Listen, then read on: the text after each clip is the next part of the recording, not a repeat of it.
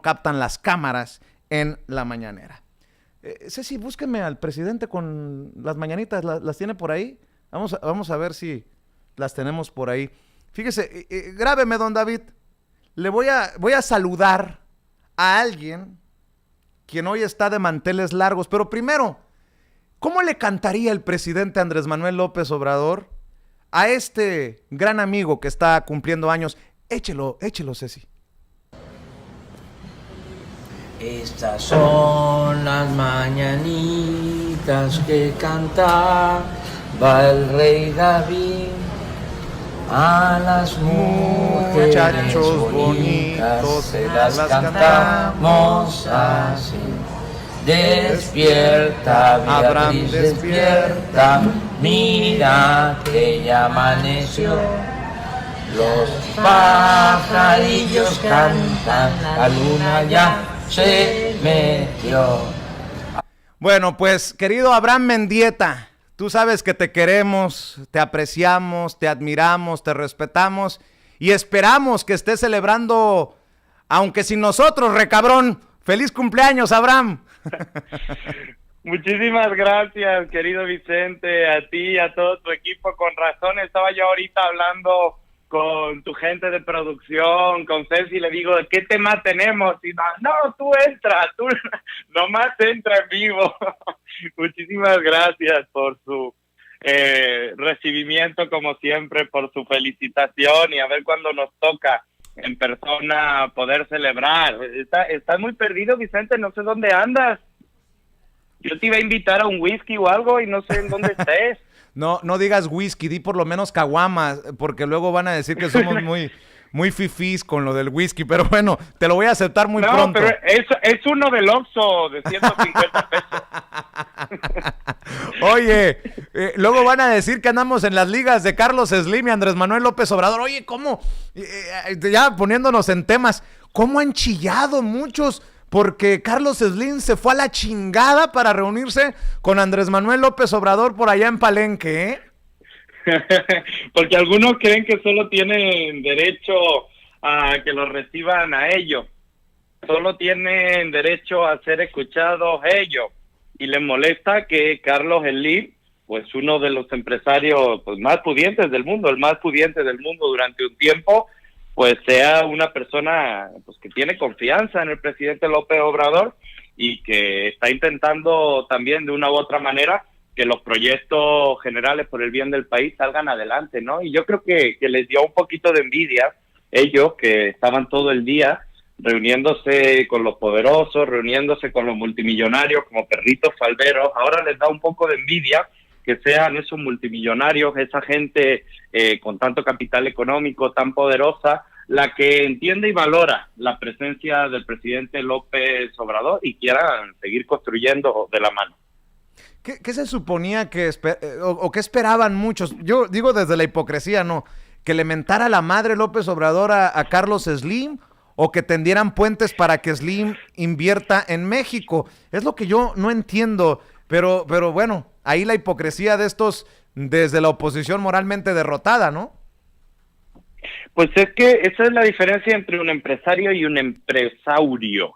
Este último ejemplo del empresaurio es Claudio X González, una persona que solo sabe hacer negocios al amparo del poder, que solo sabe hacer negocios con preferencias fiscales, que solo sabe hacer negocios cuando el gobierno está de su lado, le da contratos públicos multimillonarios, y pues hay otro tipo de empresarios que no necesariamente pues necesitan ser tan profundamente corruptos como Claudio X González para que sus proyectos salgan adelante, y saben dialogar y saben generar valor común, ¿no?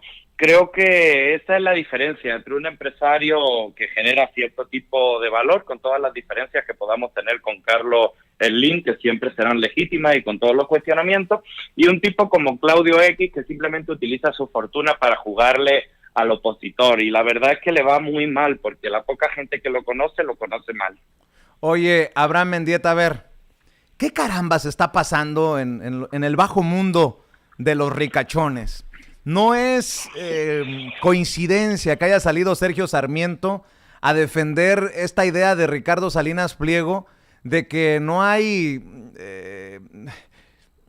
que todo es porque somos tú y yo envidiosos, que los de abajo en México somos envidiosos, que la desigualdad no existe, que está nada más en nuestras cabecitas, que la pobreza no tiene nada que ver con la desigualdad. Hazme tú el pinche favor. Y tampoco me parece coincidencia que ahora Ricardo Salinas Pliego, el presidente, el dueño de TV Azteca, maneje esto en Twitter. Dice, me parece un mensaje muy interesante en el contexto actual. ¿Ustedes qué opinan? Creo que debemos educar a nuestros hijos para que entiendan que hay decisiones que son importantes y que debemos evaluar bien antes de tomarlas. Y habla del comunismo, con este discurso de AMLO comunista, AMLO dictador. Dice, ¿cómo evitar que tu hijo vote por el comunismo? Ponlo a trabajar limpiando cuartos, baños y el patio. Cuando termine, págale 100. Después quítale 70 y repártelo entre sus hermanos que no hicieron nada y dile que él tiene demasiada riqueza. Repite el procedimiento hasta que entienda. ¿Qué está pasando, carajo? No, y además lo alejados que están de la realidad, ¿no? Dicen que el que no va a votar por el comunismo es el que trabaja limpiando baños porque le quitan una parte de su salario, y yo pienso, pues Salinas nunca va a votar por el comunismo y no creo que haya limpiado un baño en su vida. En todo caso lo habrá ensuciado profundamente. Fíjate, querido Vicente, que el argumentario que reproduce Sergio Sarmiento, ese argumentario sobre la desigualdad, es el mismo que reproducía la lideresa moral de la derecha latinoamericana, Gloria Álvarez, cuando decía que a ella no le molestaba la desigualdad, que a ella le molestaba la pobreza. Insinuaba, ¿no? Por supuesto no le molesta la pobreza. Y el problema de ese argumento es que cuando piensan en desigualdad, piensan en el multimillonario que está en el yate, pero no piensan en las millones de personas que no llegan a final de mes, que no tienen garantizada siquiera la comida, que no pueden llevar a su hijo a escuela, que no tienen una vivienda digna en la que cobijarse. El problema es que cuando este tipo de personajes, basados en la ideología liberal, piensan en desigualdad, su ejemplo es el rico del yate, nunca la gente que lo está pasando mal. Oye, y voy dándole contexto a donde quiero llegar. Son estos, los del poder económico, los que desde mi perspectiva están moviendo a una gran parte del poder mediático y del poder político, porque hay muchos desde la oposición, sobre todo en el PRIAN-RD, me corriges si tú piensas diferente, que siguen viendo a la política como una mafia, como un gran negocio, y ahí se están tomando decisiones que el pueblo no puede avalar, por más distraído que esté una persona, un mexicano, Abraham Mendieta. Pues es que es algo que hemos hablado muchas veces. Hay gente que analiza el poder como si solo existiera el poder político, y el poder político es una pequeña parte del poder, y tiene una virtud, y es que es una pequeña parte del poder que se puede disputar democráticamente en las urnas. Pero ni el poder económico ni el poder mediático son poderes democráticos. Y cuando el poder económico y el poder mediático toman el control de una sociedad, la democracia retrocede, la democracia desaparece. El problema de estos personajes es que tienen claro que no pueden ganar una elección democráticamente, que no ganan en las urnas, que el pueblo los desprecia, e intentan imponer sus acuerdos mañosos entre ciertos medios de comunicación, entre ciertos consorcios económicos y mediáticos, para intentar ganar esa parte del poder que el pueblo le rechaza en las urnas. Es profundamente mezquino. Y ese es el argumento, Vicente. Cuando uno entra a la política y la entiende como un lugar en el que enriquecerse, en el que hacer favores y también en el que deber favores, al final tienes que defender tu territorio, tu pequeño coto de poder, como un cártel defiende una plaza. Lo tienes que defender como si fueras una mafia, y eso es lo que pasa con el PRI y con el PAN y con sus feudos tradicionales. No pueden perderlo porque tienen comprometidos acuerdos multimillonarios con gente muy peligrosa, y están defendiendo algunos territorios como si fuesen una mafia, porque saben que se juegan el pellejo, porque a ese tipo de acuerdos tan mafiosos llegaron. Fíjate que estaba viendo que también el respaldo de un Marco Cortés, Meco como le digo yo, o el respaldo de un Ricardo Anaya puede ser como el beso del diablo, o que se lo chupe la bruja algún candidato. Ahí está el respaldo que está ofreciendo Ricardo Anaya a la candidata a la presidencia municipal de León, Guanajuato, la contrincante de Ricardo Sheffield en León, un bastión conservador. Vamos a ver y escuchar, si me permiten, y ya lo comentamos juntos, Abraham Mendieta, porque yo no sé cómo alguien puede aceptar el respaldo de un Ricardo Anaya cuando, cuando el personaje está tan jodido entre la población. No creo que haya alguien en su sano juicio, sin caguamas encima, que le aplauda a Ricardo Anaya, y así las cosas en el PAN. Y menciono el caso de León porque es representativo de los conservadores. Allá Guanajuato, gobernado por el PAN, León, ultraconservador. Vean por favor y escuchen. Ale Gutiérrez es una mujer muy inteligente y honesta, a la que de veras da gusto apoyar. Va a ser presidenta municipal del tercer municipio más grande de todo México, que es León, Guanajuato. Estuvimos juntos en casa de Ciro, también con su mamá, que se llama Tere, Ciro Gómez y Leiva, sus hermanos, Juan y Sandra. Ciro Murayama. El papá de Ciro murió muy joven, tenía 48 años. Pero Ciro salió adelante. Córtale, así. Oye, querido Abraham, nótese la profundidad, la emoción, las tonalidades de voz que le erizan la piel a uno, de un Ricardo Anaya que poco le falta para ser robot, mi querido Abraham Mendieta. Pero deja tú, querido Vicente, el tono, las palabras. Y una persona como Ricardo Anaya te presuma como honesta, imagínate. Un tipo que en su campaña electoral estuvo bajo sospecha de lavado de dinero porque vendieron ahí una nave industrial medio rarita parece financiar dinero y varias cositas más, ¿no? Imagínate el nivel del honor, querido Vicente, de que alguien sin ningún tipo de honestidad te presuma como una persona honesta. Hay ayudas que la verdad es que suman muy poco en política, pero estos compañeros, que serán compañeros de alguien, supongo, siguen pensando que en política todo suma, y la verdad es que no es cierto. Hay personajes que después de décadas de saqueo, lo único que hacen es casi ponerse la cruz cuando te señalan, ¿no? Y cuando te defienden. El caso de Guanajuato es terrible, es lamentable. Hemos visto como en unos poquitos años el Estado se descompuso por completo, uno de los estados más bellos, más lindos de la República, como es Guanajuato, y que cayó en las garras de la violencia de una manera espectacular, y no fue casualidad, porque empezaron a cortocircuitar décadas de acuerdo con la delincuencia organizada que tenían los gobiernos panistas, ¿no?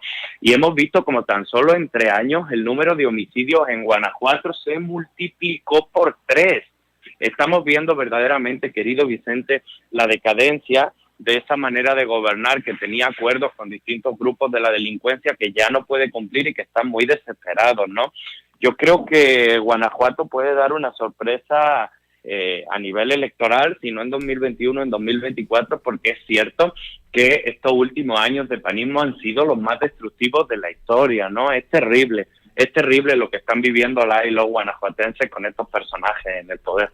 Oye, para cerrar, sé que tienes mucho por hacer, sobre todo en tu cumpleaños, y ya me contarás al final dónde andas y dónde estás haciendo campaña, porque anda muy activo Abraham Mendieta junto a Andrea Chávez.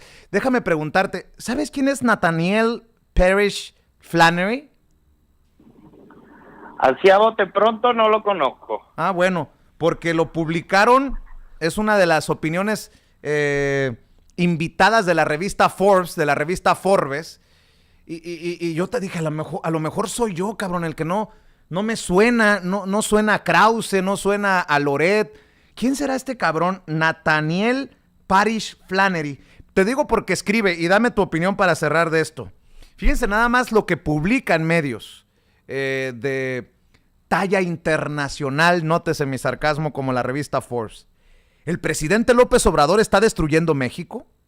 México descubrirá si la fanfarronada autoritaria de López Obrador es una táctica retórica o una advertencia sobre sus ambiciones antidemocráticas. Y déjenme leer un par de párrafos. En México, el Palacio Presidencial se ha convertido en el escenario de un drama televisado. Cada mañana de lunes a viernes la estrella usa su púlpito para promover su agenda y arremeter contra sus enemigos. Responde preguntas de reporteros amistosos, de medios de comunicación poco conocidos, y selecciona a periodistas independientes e irritantes para condenarlos.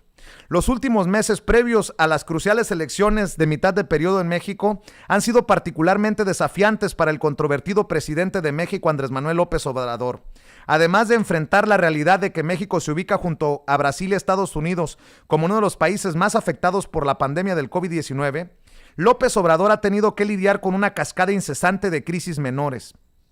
Y bla, bla, bla, bla, bla, bla, bla, bla, y cierra diciendo algo así. Un populista puede identificar problemas generalizados, un autoritario señalará el control concentrado como la mejor solución. Los populistas pueden tener una inclinación a rechazar los controles y contrapesos institucionales. Los autoritarios exigen obediencia. Un demagogo carismático que abraza tanto el populismo como el autoritarismo debe convertirse rápidamente en una amenaza para la democracia.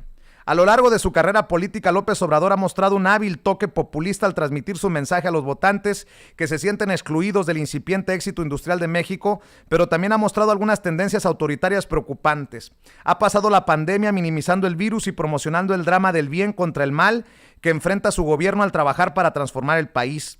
Pinta sus logros como actos milagrosos frente a una oposición inquebrantable. Su narrativa reduce todas las críticas a quejas de un movimiento indiferenciado de adversarios ilegítimos en lugar de las preocupaciones orgánicas de los ciudadanos comunes. Y puedo seguir leyendo más estupideces de este señor, pero cierro con el último párrafo. ¿Y por qué? No por hacerle el caldo gordo a este personaje que se dice analista político y escritor enfocado en América Latina, sino para exhibir su artículo con una sarta de estupideces. Dice: México descubrirá si su fanfarronada autoritaria es simplemente una táctica retórica o si es una advertencia sobre sus ambiciones antidemocráticas. Dirigirá finalmente su atención hacia la participación en una reforma política significativa, o comenzará a argumentar que necesita más tiempo en el cargo para lograr su agenda. En 2021, México comenzará a ver si el presidente López Obrador aspira a ser el próximo autócrata de América Latina o simplemente se contenta con reproducir uno en la televisión. ¿Cómo ves, Abraham Mendieta? Sí, no, solo en el escritorio de su casa, leyendo Twitter y añadiendo solamente palabras petulantes entre los tweets de odio que lee y organizándolo y montándolos como columna de opinión. ¡Qué tipo tan petulante! No hay manera de leer una sola oración de su artículo sin un desmesurado arreglo floral en torno a las mismas palabras: autoritarismo, autócrata, populista. Si te fijas, es el mismo argumentario de siempre, solo que un poquito decorado, ¿no? Decorado de pedantería. Qué tristeza ver el análisis tan bajo que tiene la derecha últimamente. La democracia también necesita a los conservadores activos, pensando, proponiendo cosas con las que no necesariamente estemos de acuerdo, pero que podamos confrontar. Y aquí no hay ningún tipo de propuesta, aquí hay arrogancia, odio a las clases populares, odio a los de abajo, desprecio a las pensiones, desprecio a una persona que habla como habla el pueblo de México. Hay un elitismo desmesurado. Por supuesto, tampoco espero una cosa muy contraria de los opinólogos de derecha de la revista Forbes. Sin embargo, es increíble el nivel de petulancia que manejan estos personajes, ¿no? O sea, uno lee el artículo y yo qué sé, como que se le embellece el alma de leer tanta estupidez. Creo, querido Vicente, que estamos en un agotamiento intelectual pleno de la derecha. Es lo que decíamos muchas veces. Deja tú que no tengan agenda, porque las agendas son de coyuntura. El problema es que no tienen ideología, están vacíos. Colapsó el modelo neoliberal. Era mentira eso que decían de que si le iba bien a los de arriba caía y se repartía para abajo. No es cierto. Estamos viendo un agotamiento total del modelo económico que privilegiaba a las élites en Europa y en América Latina. Y pues salen este tipo de personajes como bomberos a intentar dotar de contenido intelectual a la derecha, cuando lo único que hacen es un despliegue de arrogancia y de palabras altisonantes que verdaderamente no dicen nada. Son los mismos tweets clasistas de siempre, ordenados con palabras impresionantes, pero que verdaderamente traen cero contenido. querido Abraham, ¿en dónde estás celebrando? ¿En dónde andas haciendo campaña? ¿En dónde mantienes tu compromiso con la Cuarta Transformación? Bueno, en este momento estoy recién aterrizado en la Ciudad de México, pero vinimos de estar unos días allá en Jalisco, en Zapopan en particular. Tuve la oportunidad de conocer por fin en persona, que me apetecía mucho, a la compañera Juncal Solano.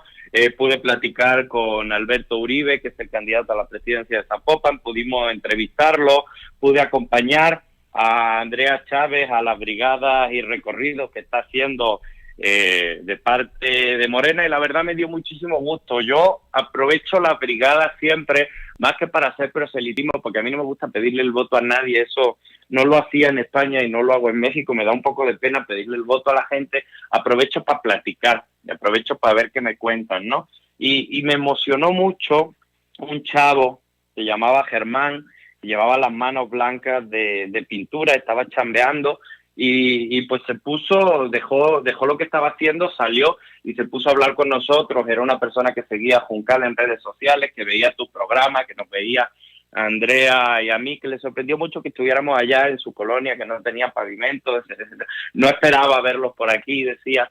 Y la verdad es que sí es terrible, querido Vicente, en los recorridos luego, sobre todo en los sectores más populares, los niveles de abandono que ha tenido la gente, incluso en ciudades que tanto presumen de su desarrollo económico como Zapopan, ¿no? En todos lados, en todos los rincones del país, hay siempre una colonia completamente abandonada, sin agua, donde no llega correctamente la electricidad, donde el pavimento no existe o hace 15 años que necesita un poco de cariño. O sea, unas carencias que ni siquiera obedecen a un odio o a un rencor particular. Es pleno y llano abandono. Los gobernantes ni saben que esas colonias están ahí, creen simplemente que las pueden acarrear comprando el voto cada 3 o cada 6 años, y ni siquiera se paran a hacer campaña, ¿no? Fíjate, porque es hasta medio doloroso. Hay colonias de este país que ni siquiera tienen el derecho de que Ricardo Anaya vaya a decir estupideces a su puerta. O sea, imagínate el nivel de abandono que tiene en algunos lugares de la patria, incluso en las ciudades más desarrolladas, con mayor crecimiento económico. Y yo aprovecho y platico con la gente. Es sorprendente también la gran cantidad de gente que en todos lados escucha y ve espacios como este, como Sin Censura. Es una cosa espectacular y a mí me reconforta el alma. Pero también la cotidianidad tan difícil que tiene alguna gente, sin acceso a transporte público, sin acceso a servicios básicos. No es una novedad, pero sigue doliendo cada vez que te la encuentras de frente. Pues querido Abraham, estamos al pendiente y te mando un abrazo sincero. Tú sabes que te queremos mucho, sabes que muy pronto vamos a celebrar juntos que esta pandemia y que la vida nos dé la oportunidad. Eso espero, querido Vicente, verte pronto. Nosotros vamos a seguir al pie del cañón. Yo voy a seguir acompañando a Andrea Chávez en todos sus recorridos. Le tocan varios estados pronto. Va a ir a Chihuahua, Baja California, yo la acompañaré.